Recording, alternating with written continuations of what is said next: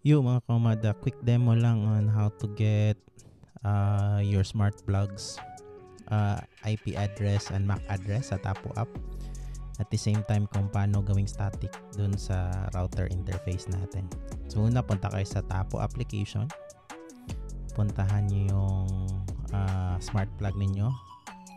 And then punta kayo dun sa settings icon. Tapos click nyo yung device info. At dyan makikita natin yung IP address at saka yung MAC address.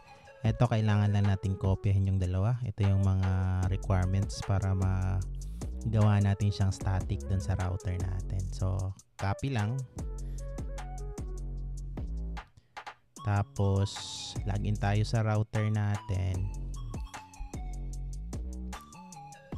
Iba-iba yung interface ng router, no? So depende lang kung ano yung router. Mostly nasa ano yan eh. Nasa mga network settings, LAN settings, advanced settings. But dito for Globe, nasa ano siya, sa LAN. Makikita nyo MAC reservation. May iba-ibang term kasi siya. But most likely may reservation na word. So click nyo lang yung MAC reservation. Ayan, tapos add to list lang. So yung sa akin, ayan, nakuha ko na, no, si IP address, ayan, tsaka si MAC address nakalagay.